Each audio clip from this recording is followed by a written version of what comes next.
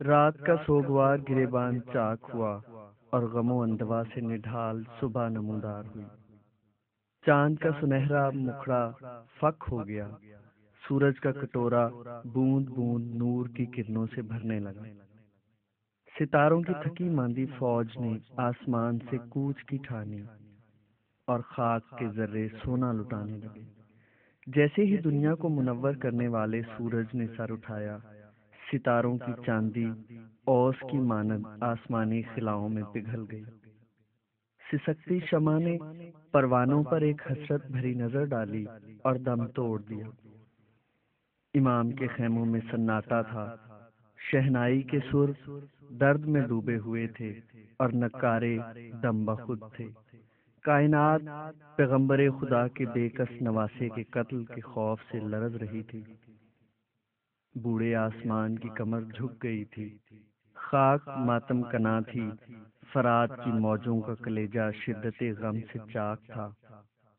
حسین ابن علی نے اپنے ساتھیوں کو جمع کیا اور کہا، دوستو، لو صبح ہو گئی، خدا کی حمد و ثنا کا وقت ہے، اٹھو فجر کی نماز ادا کریں۔ یہ سن کر سب بستروں سے اٹھ کھڑے ہوئے، لباس فاخرہ زیب تن کیے، بالوں میں کنگھی کی، امامے باندھے، کاندھوں پر خوش رنگ عبائیں اور کمر میں ریشمی پٹکے ڈالے، جسموں کو عطر و مشک سے بسایا، چہرے تقدس کے نور سے روشن تھے اور پیاسے ہونٹوں پر اللہ کا نام تھا۔ معلوم ہوتا تھا قتل گاہ جانے کی تیاری نہیں، کسی جشن میں شرکت کی دھوم دھام ہے۔ سبھی شاداں و فرحاں خیموں سے نکلے، رات کی گھٹن اور کوفت کا چہروں پر نام و نشان بھی نہ تھا۔ ایک دم امام کی پکار سن کر سب چاقو چوبند ہو گئے، یاسیت کے بادل چھٹ گئے، پھولوں کی خوشبو سے فضا مہک اٹھی، نسیم سحر کے لطیف و خنک جھونکوں سے پیاس کی شدت میں کمی آ گئی۔ چڑیاں چہچہانے لگیں، سب نے حسرت سے نہر کی جانب دیکھا، مگر دل بوجھل نہ ہوئے۔ فرات کی موجیں بے قراری سے مچل رہی تھیں، سورج کی پہلی کرن جھیپتی شرماتی چمکی، صحرا کے دامن میں اوس کے موتی جگمگانے لگے۔ ہوا دبے پیر چل رہی تھی کہ پھولوں کے چہرے گرد آلود نہ ہو جائیں۔ دلوں میں امنگیں جاگ اٹھیں، فضا میں ایک انجانا سا حسن سرایت کر گیا۔ دل آپ ہی آپ کھل اٹھے، پتوں پر اوس کے قطرے نگینوں کی طرح لرز رہے تھے، مگر حسین اور ان کے ساتھی پانی کی ایک ایک بوند کو ترس رہے تھے۔ سب کچھ فراموش کر کے بڑے انہماک سے سب نے خدا کے حضور میں سر جھکایا۔ حسین ابن علی نے خطبے میں کہا، ہاں میرے عزیزو، میرے بہادر جان نثارو، آزمائش کا دن آ پہنچا، آج جنگ و جدل کا دن ہے، اپنے خالق سے وصال کا دن ہے۔ مبارک ہے یہ صبح کہ ہم حق کی خاطر جہاد کر رہے ہیں۔ شکر ہے خدا کا کہ ہم نے مکر و فریب کے سامنے ہتھیار نہیں ڈالے۔ یہ مرتبہ خوش نصیبوں ہی کو ملتا ہے۔ ہم خدا کے چیدہ بندے ہیں کہ اس نے ہمیں ایک خاص مقصد کے لیے منتخب کیا ہے۔ ہم سچائی کے امانت دار ہیں۔ آؤ مل کر ہم سب اپنے خالق کا شکریہ ادا کریں اور دعا کریں کہ وہ ہماری یہ حقیر سی قربانی قبول کرے۔ یہ صبح بھی مبارک ہے اور آج کی شام بھی مبارک ہوگی۔ یہاں سے کوچ ہوگا تو منزل عرش بری ہوگی۔ ہماری یہ پیاس تو دنیا نہ بجھا سکی، انشاءاللہ ہم آسمانی چشمہ پر سیراب ہوں گے۔ بس اب تو ہماری یہی آرزو ہے کہ ہمارے قدم لرزش نہ کھائیں اور ہم عزت و آبرو کے ساتھ اپنی منزل پر سرخرو ہو کر پہنچیں۔ موت آج بھی آنی ہے اور کل بھی، تو یارو کیوں نہ اسے پورے وقار سے لبیک کہیں۔ ہم جانتے ہیں کہ دشمن کی فوج زخیم ہے، بہترین ہتھیاروں سے لیس ہے، تازہ دم گھوڑے ہیں۔ اس جبر و تشدد کے سمندر کے مقابلے میں ہم فقط ایک قطرہ ہیں، مگر بخدا یہ قطرہ آج طوفان بننے کا تہیہ کرتا ہے۔ مجمع میں مسرت کی لہر دوڑ گئی، ہمتیں دو چند ہو گئیں، ایک دوسرے سے بغل گیر ہو کر سب ہنسنے بولنے لگے۔ امام نے علی اکبر سے اذان دینے کو کہا۔ تکبیر کی آواز سے دشت و صحرا گونج اٹھے، پتا پتا وجد میں آ گیا۔ بانو بیٹے کی آواز سن کر خیمے کے دروازے پر آ گئیں۔ زینب نے دور ہی سے بھتیجے کی بلائیں لیں۔ غنیم کے دل انجانے خوف سے لرزنے لگے اور پسینے چھوٹ گئے۔ ادھر دشمن کی فوج میں قتل حسین کی تیاریاں ہو رہی تھیں۔ ابن زیاد اور شمر ہر چہار طرف صفوں کو ترتیب دے رہے تھے۔ برچھیاں چمک رہی تھیں، نیزے بلند ہو رہے تھے۔ گھاٹ پر اب تک میلہ سا لگا ہوا تھا۔ سپاہی آپس میں چہیلیں کر رہے تھے، ایک دوسرے پر پانی اچھال رہے تھے۔ سکے مشکیں بھر بھر کر خوب چھڑکاؤ کر رہے تھے۔ کوئی دم میں سورج طلوع ہو کر آگ برسانے لگے گا۔ جانور بھی پانی سے نکلنے کو تیار نہ تھے، مگر پورے گھاٹ پر مسلح فوج کا پہرا دو چند کر دیا گیا تھا۔ ایک آہنی دیوار تھی جو امام حسین کے عزیزوں اور دریا کے درمیان کھڑی تھی۔ دریا مجبور قیدی کی طرح کناروں پر سر پٹک رہا تھا۔ پانی بند ہوئے تیسرا دن تھا۔ سب کے حلق پیاس سے خشک ہو رہے تھے۔ ہر چہار طرف سبزہ لہلہا رہا تھا، مگر فاطمہ زہرا کا چمن سوکھ رہا تھا۔ نہر الکما کا رو پہلا پانی آہنی دیوار کے پیچھے موجیں مار رہا تھا، مگر آل رسول بوند بھر پانی کو ترس رہے تھے۔ مگر پھر بھی کسی کی پیشانی پر شکن نہ تھی، کسی کے دل میں کوئی وسوسہ نہ تھا۔ ایک دم سے دشمن کے لشکر میں طبلِ جنگ بجنے لگا۔ امام کے خیمے گونج گرج سے ہلنے لگے۔ بچے دہل کر رونے لگے۔ امام دوستوں کو تیاری کا حکم دے کر تیزی سے خیموں کی طرف چلے۔ عورتیں خوف سے بے حال ہو رہی تھیں، بچے بلک رہے تھے۔ زینب بنت علی مصلے پر بیٹھ کر گڑ گڑا کر دعائیں مانگ رہی تھیں۔ الہی میرے بھیا کی خیر، انہیں تیری امان میں سونپا۔ میری بانوں کا سہاگ نہ اجڑے، گود ہری رہے۔ ان معصوموں پر رحم فرما میرے مولا، تیرے رسول کی اولاد ہیں، فاقوں سے جاں بلب اور پیاس سے بے دم ہو رہے ہیں۔ اے پروردگار، ہم سے کیا خطا ہوئی کہ دنیا کی ہر مصیبت ہم پر ہی نازل ہو رہی ہے۔ نانا جان، امی اور بابا کے بعد حسن کو بھی ہم سے چھین لیا۔ اب ہم بے کسوں کا سہارا حسین رہ گئے ہیں، آج ان کی بھی خیر نظر نہیں آتی۔ امام حسین بہن کے پاس جا کر مصلے پر ہی بیٹھ گئے۔ خدا کا شکر ادا کرنے کے بجائے تم شکوہ کر رہی ہو بنت علی، آج تمہیں کیا ہو گیا ہے؟ اللہ تعالیٰ نے تو ہمیں یہ وسیع دنیا دی جس کی نعمتوں کا کوئی حساب نہیں، مگر انسان نے نامہ بندی شروع کر دی، پہرے لگا دیے، کفل ڈال دیے اور زندگی کو مسموم کر ڈالا۔ مگر کیوں بھائی، کیا کوئی راستہ نہیں؟ ذرا بچوں کی صورت دیکھیے، دل پر چھریاں چلنے لگتی ہیں۔ مجھ سے اب نہیں دیکھا جاتا، خدا را کچھ کیجیے۔ میں ابھی جا کر ان بدبختوں کو سمجھاؤں گا۔ نہیں نہیں، خدا را آپ نہ جائیے گا، نامراد آپ کو جیتا نہ چھوڑیں گے۔ اپنی طاقت کے غرور میں اندھے ہو رہے ہیں۔ زینب گھبرا گئیں۔ بہرحال یہ میرا فرض ہے کہ میں اپنی طرف سے کوئی کسر نہ اٹھا رکھوں۔ اچھا اٹھو، ذرا بانوں کو تو بلاؤ، ہماری بیٹیاں کہاں ہیں؟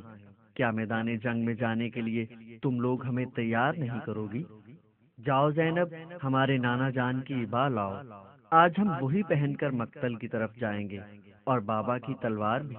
آج یہ دونوں ہمیں بڑی شدت سے یاد آ رہے ہیں۔ ان کے لباس اور اسلحہ سے ہمیں ان کی قربت محسوس ہوگی، ہماری ہمت بڑھ جائے گی۔ ہمارے علم بھی لے آؤ کہ ہماری فوج کا علم بردار بھی سب کی رائے سے منتخب کیا جائے گا۔ سب نے مل کر امام حسین ابن علی کو زرہ بختر پہنائی۔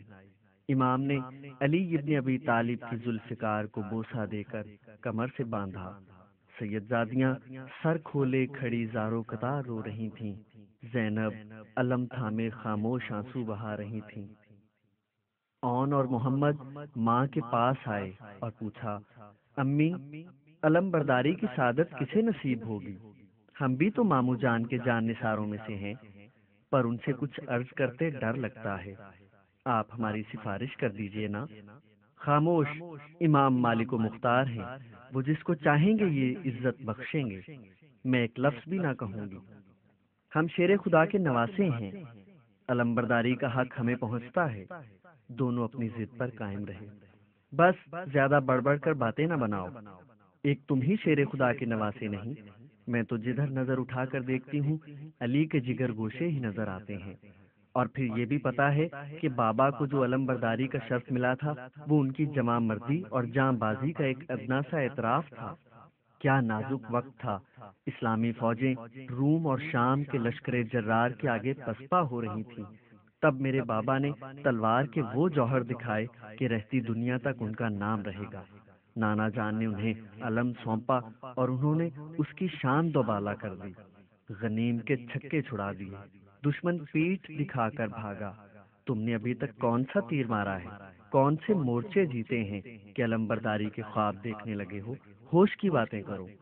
ہمارے دادا جان بھی علم بردار تھے، جعفر طیار نے یہ شرف اپنی تلوار کے زور سے حاصل کیا تھا۔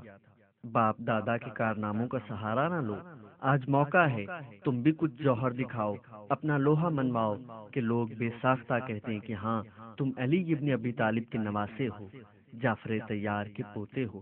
اپنے منہ میاں مٹھو نہ بنو۔ بچوں کے منہ اتر گئے، شرم سے نگاہیں جھک گئیں۔ کچھ خبر ہے اس وقت میرے جی پر کیا گزر رہی ہے؟ میرا حسین 3 دن کا پیاسا ان ظالموں کے مقابل جا رہا ہے، ان کی جان خطرے میں پڑی ہے، میرا دل ہولا جاتا ہے۔ حشر کے دن اماں کو کیا جواب دوں گی؟ خیر جی، تمہیں کیوں میری فکر ہونے لگی؟ تمہیں تو اپنے منصب کی فکر پڑی ہے۔ بچوں کی آنکھوں سے آنسو بہنے لگے۔ امام حسین نے آ کر دونوں کے کندھوں پر پیار سے ہاتھ رکھ دیے اور بولے، زینب، تم میرے سپاہیوں کی دل شکنی کر رہی ہو، یہ تو شیروں کے شیر ہیں۔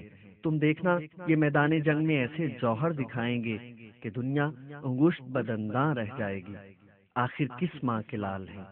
اگر اکثریت کی یہی رائے ہے کہ انہیں علم دیا جائے تو مجھے انکار نہیں۔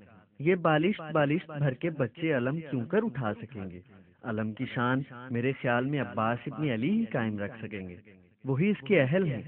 زینب نے کہا، یہی ہم سب کی رائے ہے۔ سب نے بلند آواز سے کہا، عباس ابن علی سامنے آؤ۔ امام مسکرائے۔ عباس نے آستین سے پیشانی کا پسینہ پونچھا اور جھک کر قدم بوس ہو گئے۔ زینب نے بھائی کی پیشانی کا بوسہ لیا اور علم ان کے سپرد کر دیا۔ بھائی، اس علم کی شان قائم رکھنا۔ سب عباس کو مبارکباد دینے لگے۔ ان کی بیوی ایک کونے میں بچے کو گود میں لیے کن اکھیوں سے اپنے وجیح شوہر کو دیکھ رہی تھیں۔ فخر سے ان کا سر اونچا ہو گیا، آنسو بہنے لگے۔ زینب کے سامنے جھک کر بولی، اس عزت افزائی کا شکریہ کس منہ سے ادا کروں؟ زینب نے بھاوج کو گلے لگا لیا۔ خدا تمہاری مانگ کوکھ سلامت رکھے، میں تو آپ کی کنیز ہوں۔ اللہ ہمارے امام کو جیتا رکھے، بانوں کا سہاگ قائم رہے، بچے جئیں، ماں باپ کے سائے میں پروان چڑھیں۔ لوگوں، کیسا ہجوم ہے؟ اچانک سکینہ بھیڑ کو چیرتی چلی آئیں۔ کسی نے انہیں بتایا کہ چچا عباس کو علم برداری ملی ہے۔ اللہ، کہاں ہیں ہمارے امو جان؟ ذرا ہمیں پیار تو کرنے دو انہیں۔ سب خوش ہو رہے تھے مگر اونو محمد ایک طرف بجے سے کھڑے تھے۔ زینب انہیں روحانسا دیکھ کر سمجھ گئیں کہ علم نہ ملنے کا غم ہے۔ بے اختیار بچوں پر پیار آ گیا، اشارے سے بلایا، یہ منہ کیوں اترے ہوئے ہیں؟ دونوں نیچی نظر کیے کھڑے رہے۔ تمہارے اس رویہ سے جانتے ہو میرا دل کیسا دکھا ہے؟ تمہیں ذرا بھی میرا خیال نہیں۔ تم میری 10 برس کی ریاضت کا ثمر ہو، میری زندگی کا سہارا ہو۔ اگر تم نے کوئی چھچوری حرکت کی تو میرا دل ٹوٹ جائے گا۔ تمہیں میرے دودھ کی قسم، اگر اس وقت تم نے کمزرفی کا اظہار کیا تو میں سمجھوں گی میری 10 برس کی محنت پر پانی پھر گیا۔ کسی نے تاڑ لیا تو لوگ کیا کہیں گے؟ میں منہ دکھانے کے قابل نہ رہوں گی۔ دونوں رو کر ماں سے لپٹ گئے، قدموں پر سر رکھ دیا۔ اب ایسی غلطی کبھی نہ ہوگی، للہ معاف کر دیجئے، ہم تو عباس ماموں کے غلام ہیں، ابھی ہم ان کے قدم چوم لیں گے۔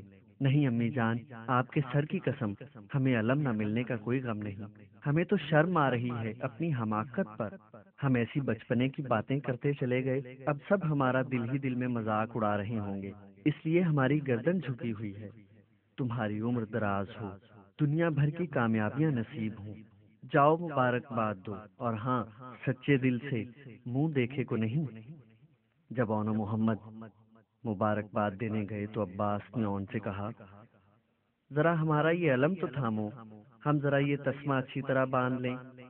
اون کا منہ فک ہو گیا، نہیں، بدشگونی ہو جائے گی، تم دونوں مل کر تھامو، بدشگونی نہیں ہوگی۔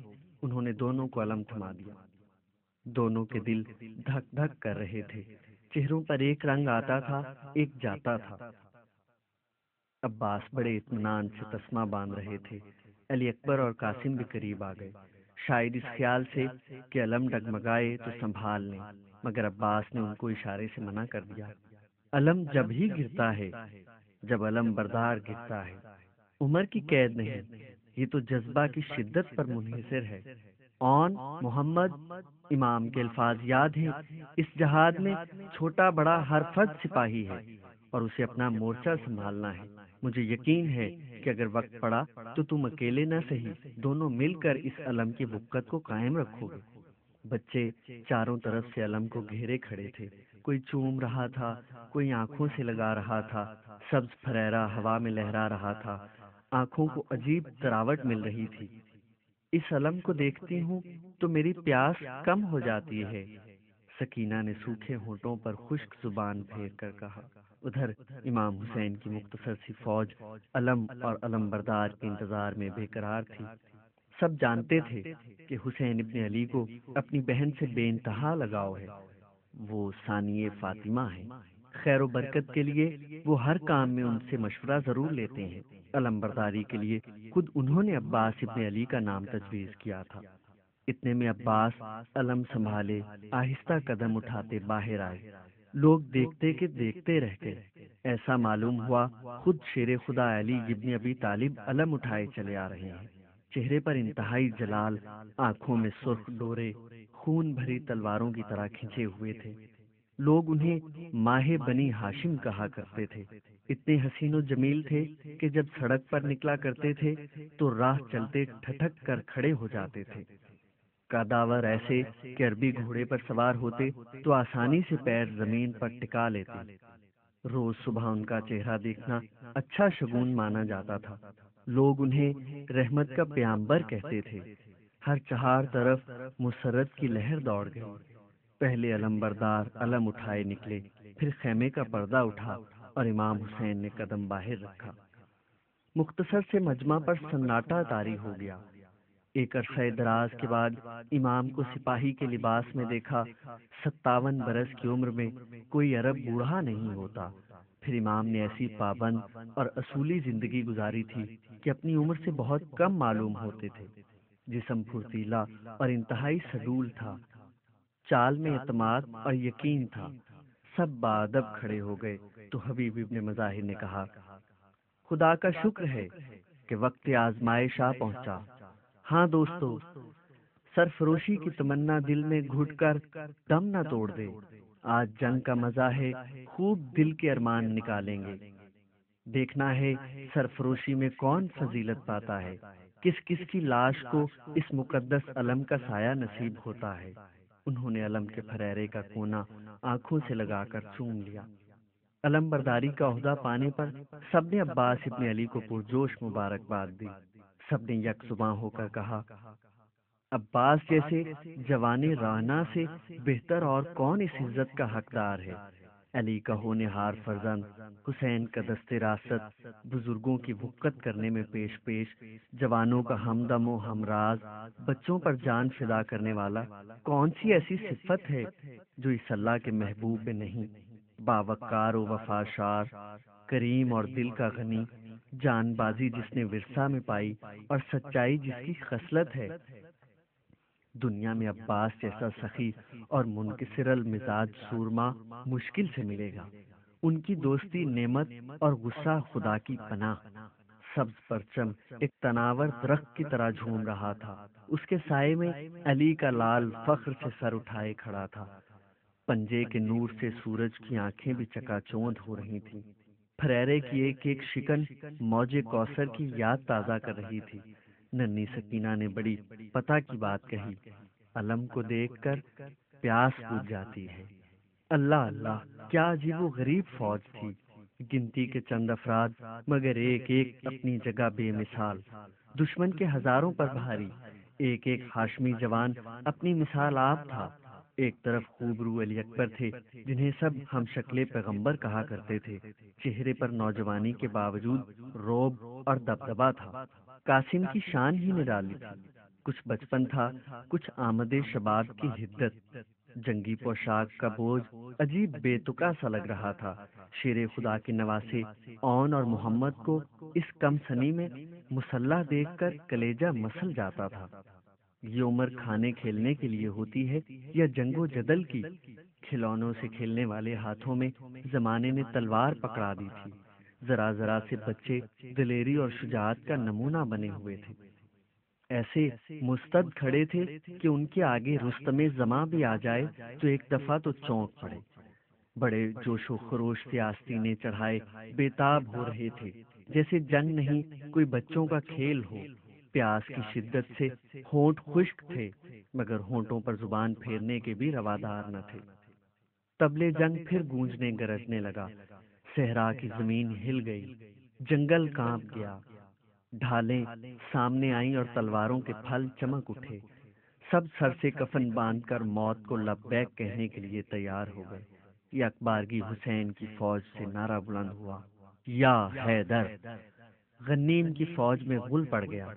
یہ نعرہ بڑی بڑی فوجوں کو پیٹھ دکھانے پر مجبور کر چکا تھا۔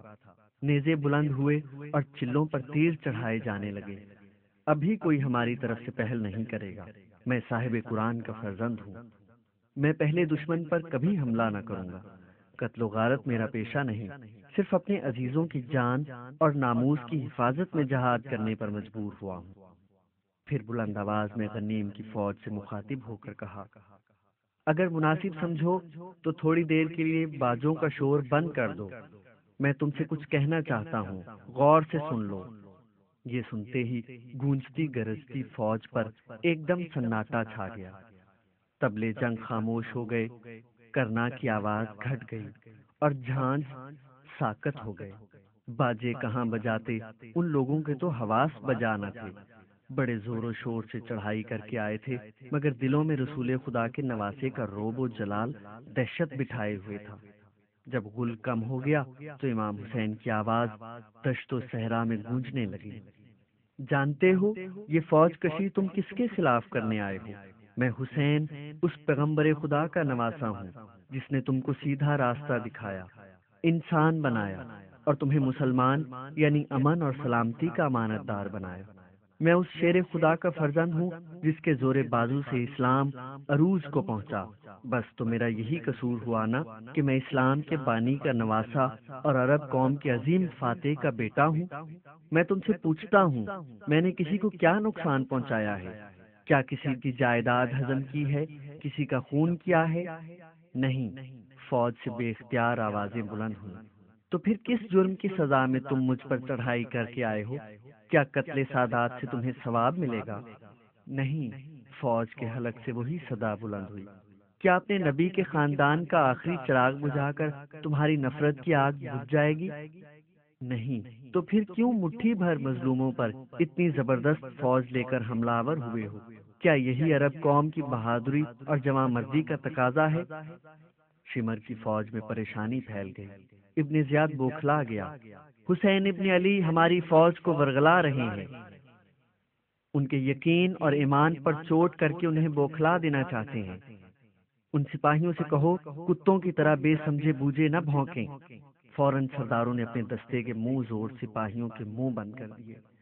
ایک خاص دستہ جو چنے ہوئے پیلتن سپاہیوں پر مشتمل تھا، لشکر پر چابک کی طرح استعمال کیا جاتا ہے۔ امام جو کچھ کہہ رہے تھے وہ زیادہ سپاہیوں کی سمجھ میں نہیں آتا تھا، سپاہی میں ویسے بھی عقل کتنی ہوتی ہے۔ پھر یہ فوج کسی عظیم مقصد کو واضح کرنے کے بعد تیار نہیں کی گئی تھی۔ زیادہ تر کو تو یہ بھی خبر نہیں تھی کہ وہ کس کے خلاف فوج کشی کر رہے ہیں۔ بہتوں کو امام حسین کے بارے میں کچھ ٹھیک معلومات نہ تھیں۔ امیر معاویہ نے اپنی زندگی میں ہی آل رسول کا ذکر کرنا فضول اور اکثر جرم قرار دے دیا تھا۔ سب انہی کو پیغمبر خدا کا جائز وارث اور مسلمانوں کا خلیفہ مانتے تھے۔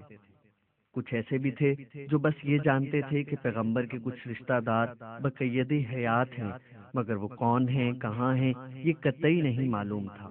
کچھ ایسے بھی تھے جو یہ جانتے تھے کہ ان کے ایک نواسے امام حسین ابن علی مدینہ میں ہیں، ان سے انہیں غائبانہ عقیدت تھی، کبھی دیکھا نہ تھا، اور خواب و خیال میں بھی یہ نہ سوچتے تھے کہ خلیفہ وقت امیر المومنین جو خدا کی رحمت ہے، پیغمبر خدا سے بیر پال سکتا ہے۔ بہت تھوڑے لوگ ایسے تھے جو صحیح حالات سے بخوبی واقف تھے، مگر یا تو حر کی طرح کسی مغالطے میں تھے اور حکم حاکم سمجھ کر ڈیوٹی پر آئے تھے، مگر یقین تھا کہ خون خرابے تک نوبت نہیں پہنچے گی، کوئی راہ نکل آئے گی، سمجھوتا ہو جائے گا، حسین قائل ہو جائیں گے، کچھ یزید کی طرف سے مروت اور رعایت ہوگی۔ یہ نہیں انہی لوگوں کے منہ سے نکل رہی تھی، مگر اس کی پیش بندی ضروری تھی۔ اس لیے ابن سعد نے امام کی بات کاٹ کر کہا، یا حسین یا ابن علی، آپ ہمیں بیوقوف نہ سمجھیے، ہم ان باتوں میں آنے والے نہیں۔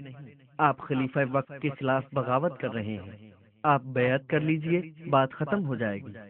اگر جیسا کہ تم کہتے ہو تم بیوقوف نہیں، تو اپنی عقل مندی کا ثبوت دو اور صاف کہو کہ بات ختم نہیں ہوگی، جب تک میں زندہ ہوں بات چلتی رہے گی۔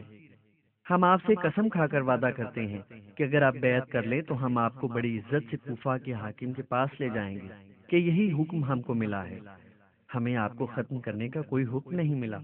یا تو تم جھوٹے ہو یا تم اپنے آقا کے ساتھ نمک حرامی کر رہے ہو، کیونکہ اگر ہمیں قتل کرنے کا حکم نہیں تو پھر ہم پر پانی کیوں بند کیا ہے؟ رہی عزت کے ساتھ کوفہ لے جانے کی بات، تو یہ بھی تمہیں معلوم ہوگا کہ پھر کوفہ سے عزت کے ساتھ ہمیں یزید کے دربار میں بھیج دیں گے۔ ہاں، اور آپ کا بال بیکا نہ ہوگا۔ اگر آپ صلح و آتشی کے ساتھ خود کو ہمارے حوالے کر دیں تو آپ کی جان کو کوئی خطرہ نہیں۔ میں خدا کے علاوہ خود کو کسی کے حوالے نہ کروں گا۔ میں جھوٹ پر سچ کو ترجیح دیتا ہوں اور ضمیر فروشی سے موت کو بہتر سمجھتا ہوں۔ میں تمہارے بادشاہ کو اس قابل نہیں سمجھتا کہ اس کے ہاتھ پر بیعت کروں۔ رسول اللہ کی امت کو ایک ایسے انسان کے رحم و کرم پر ہرگز نہیں چھوڑ سکتا، معصوم اور بے گناہ انسانوں کے خون سے آلودہ ہاتھ پر بیعت کر کے اپنی یقین اور شعور کا گلا نہیں گھونٹ سکتا۔ یہ ناعاقبت اندیشی ہے حسین، اگر آپ بیعت کر لیں تو اپنے اہل و عیال کی جانیں بچا سکتے ہیں، اور تمہارا شہنشاہ مجھ سے خوش ہو کر مجھے مالا مال کر دے گا، زر اور جاگیر سے نوازے گا، اور میری آل اور اولاد بجائے پیاسی دم توڑنے کے عیش و عشرت کی زندگی گزارے گی۔ اس میں کیا شک ہے، ہمارا آقا سخی اور دریا دل ہے۔ مگر وہ جو مجھے اس قدر نعمتیں دینے کا وعدہ کرتا ہے، ان کے عوض میں وہ مجھ سے کیا لے گا؟ کچھ نہیں، دوستی اور آپ کی خوشنودی۔ اس جواب کے بعد بھی کیا تمہیں دعویٰ ہے کہ تم احمق نہیں؟ میری دوستی اور خوشنودی کے لیے وہ میرے قتل کا سامان کر رہا ہے، کتنی مضحکہ خیز بات ہے۔ یہ کیوں نہیں کہتے کہ اسے میری بیعت کی اس لیے ضرورت ہے کہ وہ غاصب اور مکار ہے، فریبی اور دروغ گو ہے، اسلام کا ہر اصول پیروں تلے مسل کر دادی عیش دینے کے لیے انسانوں کی زندگی اجیرن کر چکا ہے۔ وہ یہ بھی جانتا ہے کہ اس نے تلوار اور لشکر کے زور سے لوگوں کے منہ بند کر دیے ہیں، زبردستی ان کے سر اپنے قدموں پر جھکا دیے ہیں۔ مگر عرب قوم کی خودداری اگر بیدار ہو گئی اور انہیں پوری طرح یہ احساس ہو گیا کہ ان کے حقوق سلب ہو گئے ہیں تو اس کا تختہ لوٹ دیں گے۔ اسے ڈر ہے کہ یہ جذبہ ان میں مجھے دیکھ کر پیدا ہوگا، کیونکہ میں جو رسول اللہ کا نواسا ہوں اور اس کی شہنشاہیت کو میں اسلام کی توہین سمجھتا ہوں۔ کچھ لوگ ہیں جو میرے ہم خیال ہیں، میرے اصولوں کی قدر کرتے ہیں، وہ آج پیس دیے گئے ہیں، خاک میں ملا دیے گئے ہیں، کل یہ مٹھی بھر خاک آندھی بن جائے گی تو تمہارے آقا کا تخت و تاج خطرے میں پڑ سکتا ہے۔ یہ ایک بے حقیقت قطرہ کل طوفان بن سکتا ہے جو اس کے جمے جمائے نظام کو بہا دے گا، وہ نظام جو صرف چند طاقتور پٹھوؤں کی مطلب پرستی سے پل رہا ہے۔ تمہارا شہنشاہ عرب قوم سے اور مسلمانوں سے لرزاں و ترساں ہے۔ میری بیعت اس کا ثبوت ہوگی کہ اس کے افعال شرع محمدی کے عین مطابق ہیں، ان پر قابو پانے کے لیے میری مدد درکار ہے، اسی لیے وہ میری دوستی اور خوشنودی حاصل کرنا چاہتا ہے۔ پھر جن لوگوں کے دلوں میں شبے ہیں وہ مٹ جائیں گے اور وہ سچے دل سے اسے اپنا خلیفہ مان لیں گے، آنکھ بند کر کے بیعت کر لیں گے، اور ان کی غلطی کی اصل ذمہ داری مجھ پر عائد ہوگی۔ وہ مجھے بھی شریک کار تصور کریں گے۔ میں ہر شے سے ہاتھ کھینچ کر گوشہ نشین ہو گیا ہوں، میں اپنے وطن میں غریب الوطن ہوں۔ ذرا اپنے گریبان میں منہ ڈال کر دیکھو، تم اپنے آقا کے نمک خوار ہو، اس کا حکم تمہارا دین و ایمان ہے، تم اس کی خوشنودی حاصل کرنے کے لیے ہر جاؤ بے جا حکم ماننے کو تیار ہو، حتیٰ کہ تمہیں میرا اور میرے بچوں کا خون کرنے سے بھی گریز نہیں۔ تم اپنی مرضی کے مالک ہو تو مجھے بھی اتنی اجازت دو کہ میں بھی اپنے مالک کو روز محشر منہ دکھانے کے قابل رہ سکوں۔ میں تمہارے نبی کا نواسا اور مسلمان ہوں، مجھے ایمان فروشی پر مجبور کر کے گناہگار نہ بنو۔ غنیم کی فوج کو پگھلتے دیکھ کر سپہ سالار اور اہم عہدیدار خائف ہو گئے، زور زور سے پکارنے لگے، اے عرب کے جان بازو، حسین جادوگر ہیں، الفاظ کا جال بن کر تمہیں پھانس رہے ہیں، ان کی باتیں نہ سنو، اپنے کان بند کر لو، یہ تمہیں ورغلا رہے ہیں۔ خلیفہ وقت جس کے سر پر خدا کی برکتوں کا سایہ ہے، جو تمہارا بہی خواہ اور رہنما ہے، یہ تمہیں اس کے خلاف بھڑکا رہے ہیں۔ ان کی باتوں میں آؤ گے تو دین و دنیا سے جاؤ گے۔ ہمارا خلیفہ رحم دل اور فیاض ہے، مگر اس کی نافرمانی کرو گے تو اس سے زبردست قاہر اور جابر دنیا کے پردے پر نہیں۔ اس کی حکم عدولی کا کیا انجام ہوگا؟ تمہارا گھر بار آل و اولاد تباہ و برباد کر دیا جائے گا، تمہارے گھروں کو آگ لگے گی، بچے غلام بنا کر بیچے جائیں گے، تمہاری کمسن کماری بیٹیاں جزامیوں کو بیاہی جائیں گی۔ یہ جھوٹ اور افطرا ہے، مجھے ملک گیری کی کوئی ہوس نہیں، تمہارے بادشاہ کا تاج و تخت ٹھوکر پہ مارتا ہوں۔ اگر آج میں چاہوں تو میری آواز پر لاکھوں سپاہی لبیک کہنے کو تیار ہیں۔ اگر میں فاتح بننا چاہوں تو عظیم الشان فوج میرے علم کے سایہ میں جمع ہو سکتی ہے، میری ایک پکار پر لاکھوں تلواریں میان سے نکل سکتی ہیں۔ عرب قوم ہی نہیں، بیرونی ممالک سے مجھے بے شمار مدد مل سکتی ہے، اور میں برسوں یہ جنگ جاری رکھ سکتا ہوں، مگر میں ایسا نہیں کرنا چاہتا۔ میری مصلحت تمہیں مضحکہ خیز معلوم ہوتی ہوگی، مگر میں نے رسول خدا کی آغوش میں پرورش پائی ہے، ماں کے دودھ میں سچائی ملی، اور جری اور بہادر باپ کے زانوں پر بیٹھ کر زندگی کے اصول سیکھے ہیں۔ میں ضمیر فروشی نہیں کر سکتا، مطلب پرستی میرے ضمیر میں نہیں۔ دیکھو، ذرا غور سے دیکھو، میرے جسم پر یہ قبا کس کی ہے؟ پہچانتے ہو اس دستار کو؟ اس بد نصیب جسم پر چار آئینہ اور بختر کس کا ہے؟ یہ گھوڑا جس پر میں سوار ہوں، یہ سپر، یہ خود، یہ ذوالفقار، یہ وہ ورثہ ہے جو اللہ تعالیٰ نے مجھے بخشا ہے۔ کیا میں اپنے نانا رسول خدا کی امت کا خون بہانا برداشت کر سکتا ہوں؟ میں نے تمام ایسی تجویزوں کو جو اکثر میرے سامنے پیش کی گئیں سختی سے رد کر دیا۔ میں اسلام میں پھوٹ ڈالنا نہیں چاہتا کہ بھائی بھائی کا خون بہائے۔ میں تو امن اور سکون کی تلاش میں اپنی عزیزوں اور دوستوں کے ساتھ وطن کو خیر باد کہہ کر نکلا ہوں کہ دنیا کے کسی گمنام سے کونے میں خدا کی حمد و ثنا میں زندگی گزار سکوں۔ میں احسان جتانے والوں میں سے نہیں، مگر تم حر سے پوچھ لو، میں چاہتا تو اسے اور اس کی پیاسی فوج کا دم بھر میں قلعہ کما کر دیتا، مگر جب میں نے دیکھا کہ پیاس سے انسانوں اور جانوروں کی زبانیں نکلی پڑتی ہیں، مجھ سے ان کی یہ بدحالی دیکھی نہیں گئی۔ ورثہ میں ملی ہوئی شجاعت اور نرم دلی آڑے آئی، مگر ایک وہ دن تھا، ایک آج کا دن ہے۔ دوسروں کو پانی پلانے والے آج خود 3 دن سے پیاسے ہیں۔ اگر اس دن ہم نے حر کو پانی نہ دیا ہوتا تو باوجود تمہاری ناکہ بندی کے آج ہمارے پاس کم از کم بچوں کے لیے تو پانی ہوتا، اور ہمارے حلق یوں پیاس سے نہ چٹکتے۔ امام کی آواز رند گئی، بڑی دھیمی آواز میں فرمایا، میں کسی سے کیا امید کروں؟ سب نے نگاہیں پھیر لی ہیں، کوئی ایک بوند پانی کا روادار نہیں۔ ہر نبی کی اولاد کا اس کی امت پر حق ہوتا ہے، مگر میں اس حق کا واسطہ نہیں دیتا، انسانیت کا واسطہ دیتا ہوں۔ بچوں کی پیاس مجھ سے دیکھی نہیں جاتی، ان میں اکثر معصوم اور کم سن ہیں، بس لبوں پر دم ہے، سامنے دریا موجیں مار رہا ہے، اور میرے بچے بوند بوند کو ترس رہے ہیں۔ تمہارے جانور پانی کو غلاظت سے ناپاک کر رہے ہیں، غلام ہمارے گرد زمین پر چھڑکاؤ کر رہے ہیں، میرے پیاروں کے حلق میں کانٹے پڑ رہے ہیں، سجاد بیمار ہیں، دوا تو کیا پانی تک زبان تر کرنے کو نہیں۔ علی اصغر کو دودھ نہیں ملتا، کوئی بات نہیں، مگر ایک چلو پانی بھی حلق میں ٹپکانے کو نہیں۔ جب ان معصوم بچوں کے نیم مردہ چہرے دیکھتا ہوں، مجھ پر جان کنی کی حالت طاری ہو جاتی ہے۔ اے مسلمانوں، خدارا باز آؤ اس ظلم و جبر سے، آل رسول کے خون سے ہاتھ نہ رنگو۔ امام حسین ابن علی کی تقریر سن کر پہلے تو سارے لشکر پر سکتہ طاری ہو گیا، پھر سب چیخیں مار مار کر رونے لگے۔ بے قرار ہو کر صفیں آگے بڑھیں۔ دوسرے لمحے حفاظتی دستہ ان کے اور امام کے درمیان آہنی دیوار کی مانند در آیا۔ یا حسین! لشکر کے حلق سے نعرے بلند ہونے لگے، اور عمر سعد نے خود اپنی فوج کو گاجر مولی کی طرح کاٹنے کا حکم دے دیا۔ امام گھوڑا پلٹا کر اپنے خیموں کی طرف لوٹ گئے۔ بڑی دیر کے کشت و خون کے بعد صفیں دوبارہ مرتب کی گئیں۔ نہ جانے کتنی لاش